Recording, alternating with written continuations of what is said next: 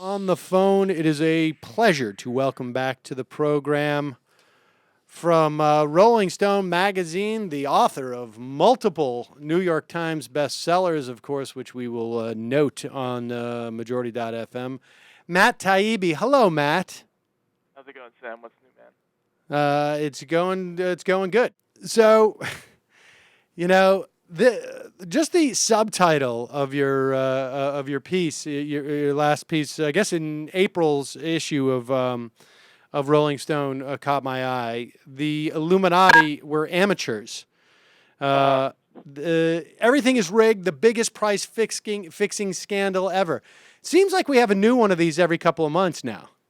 I know, yeah. That's actually been kind of a problem for us editorially because we keep having these stories that are the biggest whatever ever, and I mean, it's not necessarily that we're wrong. It's just that one comes after the other. I mean, LIBOR was probably the biggest antitrust case ever, and HSBC probably was the biggest money laundering case ever. And what do you do? I mean, it's just.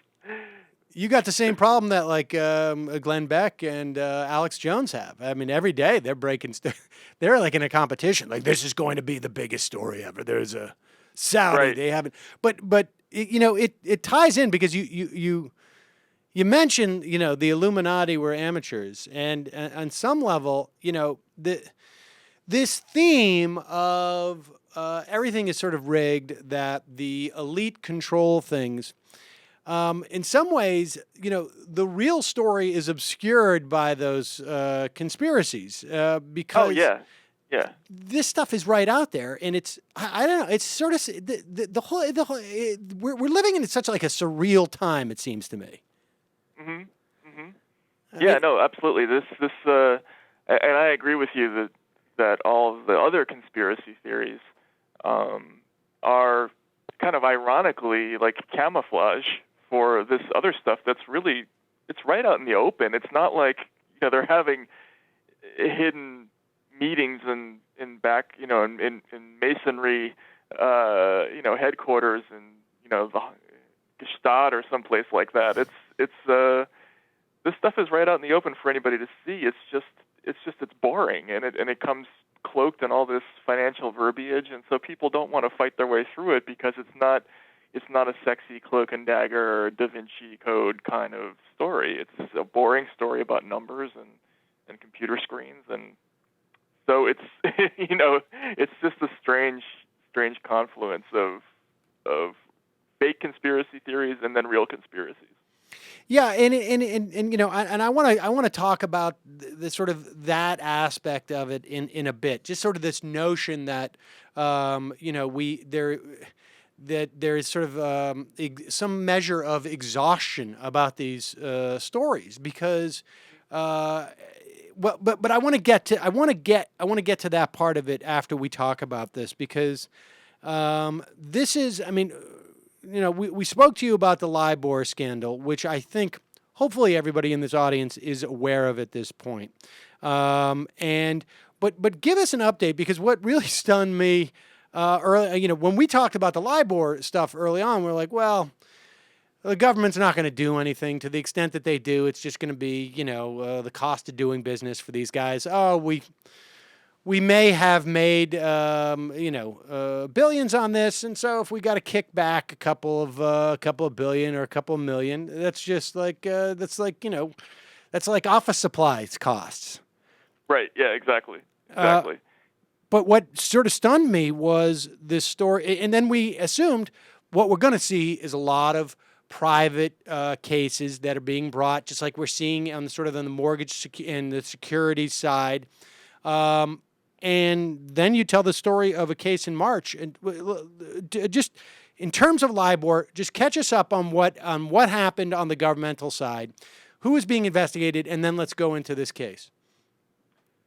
So far on the investigative side, there have been 3 settlements so far. The first one was with Barclays last year, and the British and American regulators ended up collecting something like a $460 million settlement. Then came UBS, the Swiss bank, and they paid a settlement of, I think it was about $1.5 billion. And then there was the Royal Bank of that's Scotland. $1.5 billion. That's just basically a good week at one of their Mexican branches, right? Of money laundering money. Well, yeah, no, actually, you're thinking of HSBC. Oh, sorry. But you're right. I mean, that's roughly the same. I mean, it's a small slice of their yearly profits. So it's not a crippling settlement.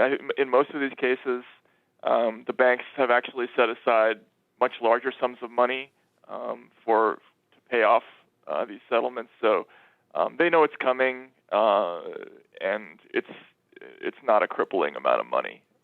In fact, that's part of the calculation, as I understand it, is that they are trying to get an amount of money that will not put the bank out of business or will not interrupt its normal flow of operations. Yeah, So, I want to get to that collateral consequences thing in a bit, but let's go through. So they're being investigated. They're getting basically a slap on the wrist in terms of dollar amounts. So right, and just to back up there, here's the interesting thing about that. When Barclays settled last year, which was in April or March, most of the people who are regulators or class action lawyers expected that Barclays would be rolled up into more serious cases for other actors in this whole scandal, because that's the point of settling first, is that you get a better deal, but then you also have to roll on everybody else. But that's not what happened. Their settlement turned out to be just like the template for everybody else's settlement.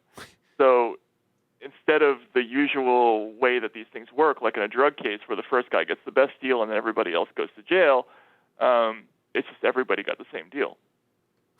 So this is like we've got the little fish, and what we're going to do is we're going to approach the big fish, and then basically say you're going to get the same situation as the little fish.